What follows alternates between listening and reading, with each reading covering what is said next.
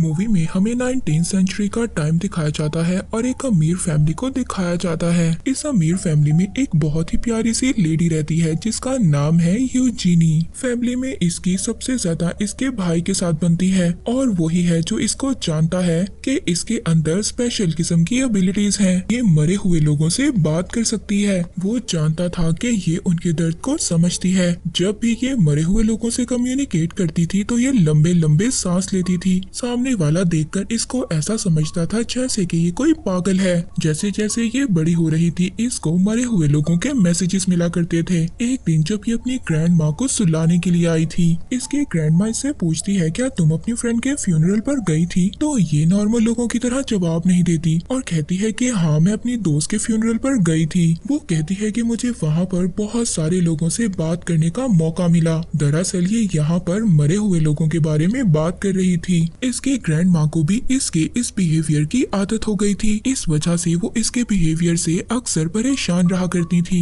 इसकी ग्रैंड माँ इसको कोई भी जवाब नहीं देती। यूजीनी अपने भाई के साथ मार्केट में जा रही थी क्योंकि इसको अकेले जाना अलाउ नहीं था। ये बाहर जाकर बहुत ज्यादा एंजॉय करती है। ये गलियों में घूमती रहती है। फिर इसके बाद ये एक कैफे में जाती है। वहाँ पर ये एक आदमी को देखती है जो स्पिरिट्स के बारे में बुक पढ़ रहा था। ये आदमी यूजीनी को अपना इंट्रोडक्शन करवाता है और काफी देर तक इससे बातें करता रहता है। जिसके बाद यूजीनी उसको बताती है कि ना तो मैं तुम में इंटरेस्टेड हूँ और ना ही तुम्हारी बातों में। वो तो कब से इस बुक को देख रही थी।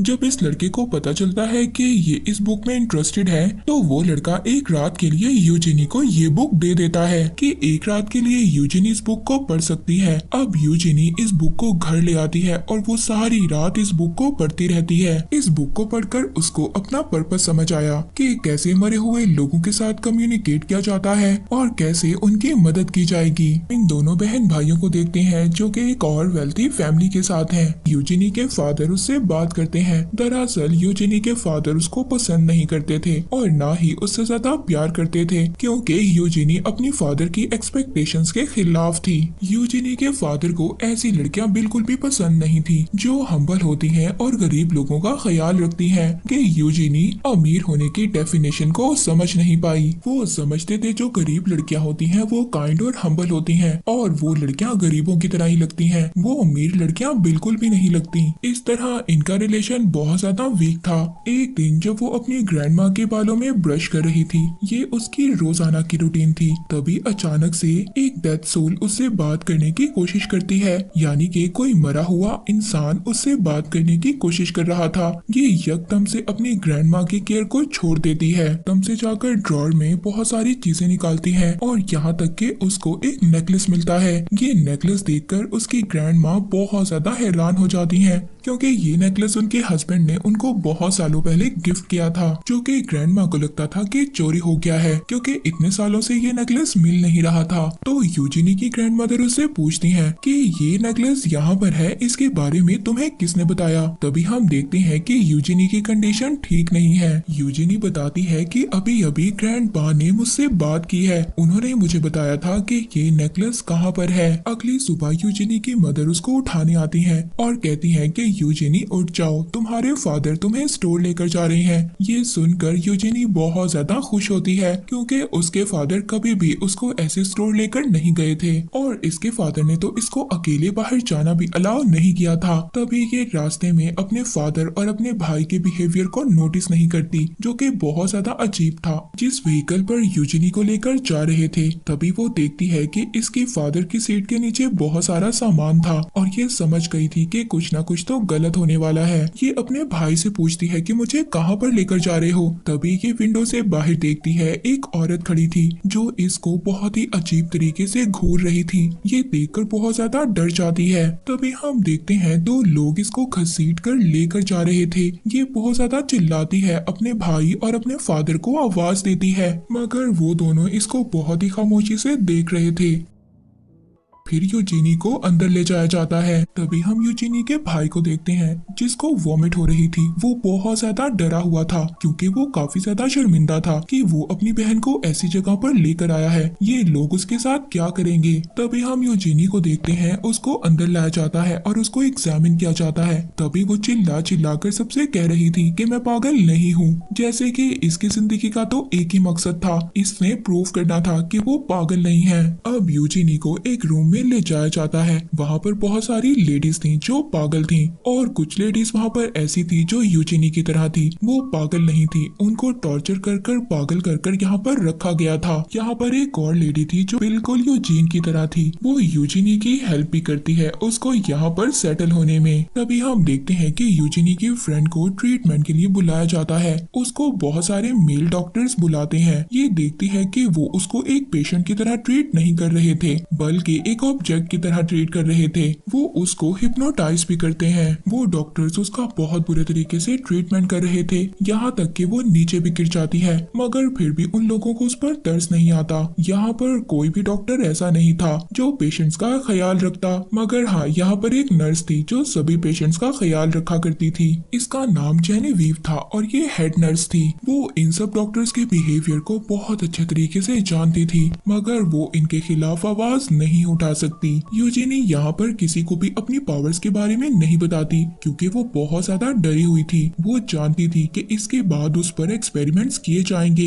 एक दिन वो जेनेवीव को उसके सिस्टर के मैसेज के बारे में बताती है। एक्चुअली में जेनेवीव की सिस्टर जिसकी डेथ हो गई थी वो कांटेक्ट करती है यूजीनी से, मगर वो हेड नर्स यूजीनी पर बिल्कुल भी ट्रस्ट नहीं करती। मगर जब यूजीनी उसको खास सीक्रेट बातें बताती है जो सिर्फ जेनेवीव और उसकी सिस्टर के दरमियान में थी, तो वो शॉक्ड रह जाती है, मगर वो यूजीनी से कुछ भी नहीं कहती और वहाँ से चली जाती है। इसके बाद अगले दिन यूजीनी की फाइनल इवैल्यूएशन थी और वहाँ पर डॉक्टर्स ने यूजीनी से बहुत सारे क्वेश्चंस करने थे और वो इन सभी क्वेश्चंस में यूजीनी से ये एडमिट करवाता है कि वो अभी भी स्पिरिट से बात करती है। अब जब ये इस बात को मान जाती है तो डॉक्टर्स कहते हैं इसको और ज्यादा देर इस असाइलम में रखा जाएगा। यूजीनी को ये सुनकर डॉक्टर्स पर गुस्सा आ जाता है। वो डॉक्टर्स पर चिल्लाती है, मगर यहाँ चिल्लाकर वो बहुत बड़ी मिस्टेक कर देती है। इसके चिल्लाने से डॉक्टर ये कंफर्म कर देता है कि इसको हिस्टेरिया है। हिस्टेरिया में पेशेंट्स को एक बॉक्स में रखा जाता है और ये बॉक्स कोई ऐसा वैसा बॉक्स नहीं बल्कि ये बॉक्स आइस से भरा होता है और पेशेंट को इस बॉक्स में घंटों के लिए रखा जाता है, यहाँ तक कि उनकी बॉडी बिल्कुल नम हो जाती है और उनको कोई भी पेन फील नहीं होती। ये ट्रीटमेंट करने से पेशेंट ठीक नहीं होता, इस ट्रीटमेंट से तो पेशेंट की हालत और ज्यादा खराब हो जाती है। मगर यहाँ पर डॉक्टर्स का ये मानना था कि इस पेशेंट से लेडीज खास तौर पर ठीक हो जाती हैं। यूजीनी को भी ये ट्रीटमेंट दिया जाता है। ये डॉक्टर्स के सामने बहुत ज्यादा चिल्लाती है कि मैं पागल नहीं हूँ, प्लीज मुझे ये ट्रीटमेंट मत दो, मगर कोई भी इसकी बात नहीं सुनता। इसके बाद हम हेड नर्स जेनेवीव को देखते हैं जो अपने घर वापस जा रही थी। तभी वो नोटिस करती है कि उसका पीछा कोई कर रहा है और तभी उसे पता चलता है कि उसका पीछा तो यूजीनी का भाई कर रहा था।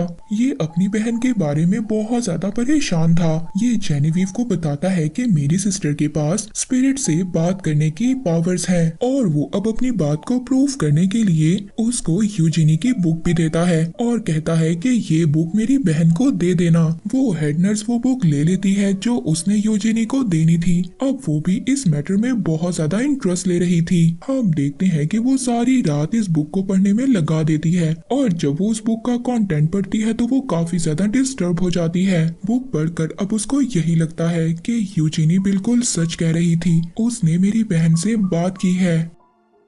दूसरी तरफ हम असाइलम में देखते हैं, वहाँ पर यूजीनी को उस ट्रीटमेंट से आजाद कर दिया गया था। यूजीनी की हालत बहुत ज्यादा खराब थी क्योंकि वो इतनी देर तक बर्फ में लेट कर आई थी। हम देखते हैं कि वो रात को सो भी नहीं पाती। इसके बाद हेड नर्स जेनेवीव इसके पास आती है। वो इससे बात करती है क्योंकि वो अपनी मरी हुई बहन से बात करना चाहती थी और वो यूजीनी से ये भी कहती है कि अगर तुम अपने भाई से मिलना चाहती हो तो मैं तुम्हारी मदद करूंगी और साथ ही वो उसको वो बुक भी देती है जो यूजिनी के भाई ने उसको देने के लिए दी थी।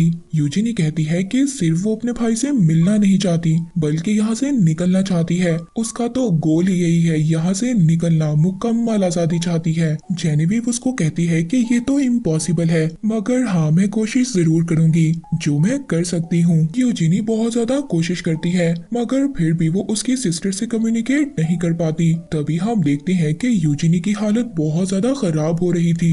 यूजिनी कहती है कि तुम्हारे फादर बहुत बड़े रिस्क में हैं। जेनेविव जल्दी से भागकर अपने घर जाती है। जब वो घर जाकर देखती है तो वो टेबल पर एक पड़ा हुआ नैपकिन देखती है जिस पर के खून लगा हुआ था। तभी ये अपने फादर को देखती है जो बेहोश होने वाले थे, मगर इसने टाइम पर जाकर उनको रेस्क्यू कर लिया था। अब इसी तरह असाइलम में टाइम गुजरता रहता है और 1 महीने का टाइम गुजर चुका होता है। यूजिनी को रोज आइस टब में डाला जाता था और वो इस तकलीफ से रोजाना गुजरती थी। वहाँ पर जितनी भी लेडीज थी किसी भी लेडी के साथ सही सलूक नहीं किया जाता था। एक दिन यूजिनी देखती है कि एक पेशेंट की हालत बहुत ज्यादा खराब हो जाती है सिर्फ ओवरडोज की वजह से और साथ ही डॉक्टर की गलत प्रैक्टिसेस की वजह से। ये देखकर यूजिनी को बहुत ज्यादा गुस्सा आ जाता है। यूजिनी अपने आप को कंट्रोल नहीं कर पाती और वो गुस्से से कहती है कि इन सब पेशेंट्स की हालत के जिम्मेदार सिर्फ आप लोग हो। यूजिनी के इतने ज्यादा चिल्लाने की वजह से इसको आइसोलेशन के लिए भेज दिया जाता है।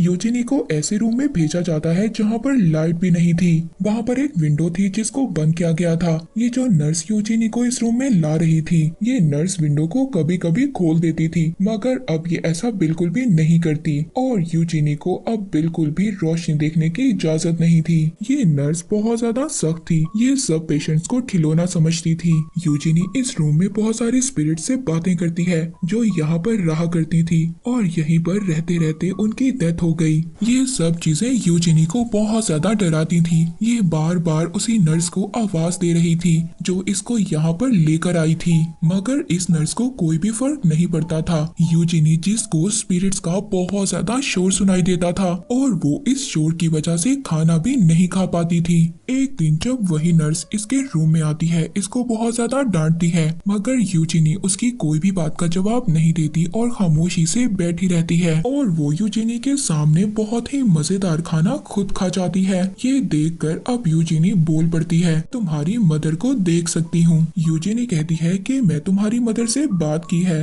वो यहीं इसी रूम में मरी थी। तो वो नर्स कहती है कि हाँ तुम बिल्कुल ठीक कह रही हो, मैंने ही अपनी मदर को इस रूम में मारा था। और फिर यूजिनी उस नर्स के बच्चों का टॉपिक निकालती है, कहती है कि तुम्हारे बच्चों को तुम्हारी मदर ने मारा था। ये सुनकर अब वो नर्स वहाँ पर रो रही थी, पर तभी वो यूजीन का गला पकड़ लेती है और कहती है कि आइंदा के बाद मेरे सामने मेरे बच्चों का नाम मत लेना। और फिर ये नर्स यहाँ से चली जाती है।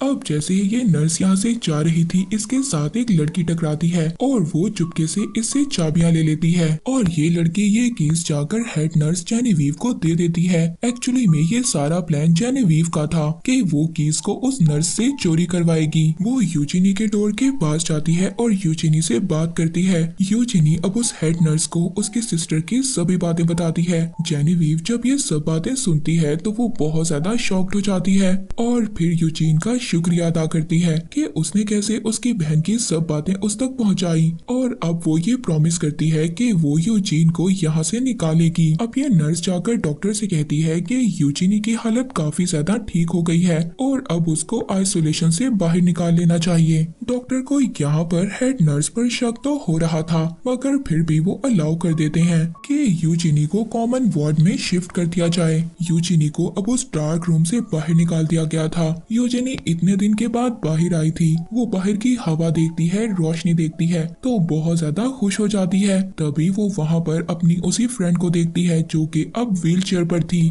डॉक्टर के गलत एक्सपेरिमेंट्स की वजह से यहाँ पर असाइलम में अब एक दिन बॉल का आता है। ये दिन ऐसा था कि इस दिन सभी पेशेंट्स को न्यू कपड़े पहनने का मौका मिलता था और वो सभी पेशेंट्स बहुत सारा एंजॉय करते थे। ये सब लोग ऐसे एंजॉय करते हैं कि जैसे कि बिल्कुल नॉर्मल हो। यूजिनी के भाई को को भी इस पार्टी का इनविटेशन दिया जाता है। वो भी इस पार्टी में इनवाइट किया गया था। यूजिनी का भाई अब पार्टी में आ गया था। यूजिनी जब अपने भाई को देखती है तो वो ऐसा प्रिटेंड करती है कि जैसे वो इसको जानती ही ना हो, क्योंकि ये दोनों एक साल बाद मिल रहे थे। ये दोनों सबको ऐसा शो इसलिए करवा रहे थे क्योंकि ये यहाँ से भागने वाले थे। तभी जब ये भाग रहे थे तभी वो नर्स जिसने अपनी मदर को मारा था वो इन दोनों को देख लेती है। वो पकड़ने की कोशिश कर रही थी, तभी वहाँ पर एक और लेडी उस नर्स को पकड़ लेती है। इसके बाद ये लेडी और भी ज्यादा पागल हो जाती है। ये वहाँ पर सभी डॉक्टर्स पर अटैक कर रही थी। ये लेडी सबको सबक सिखा रही थी कि कैसे उन्होंने पेशेंट्स को ट्रीट किया। दूसरी तरफ हम जेनेविव को देखते हैं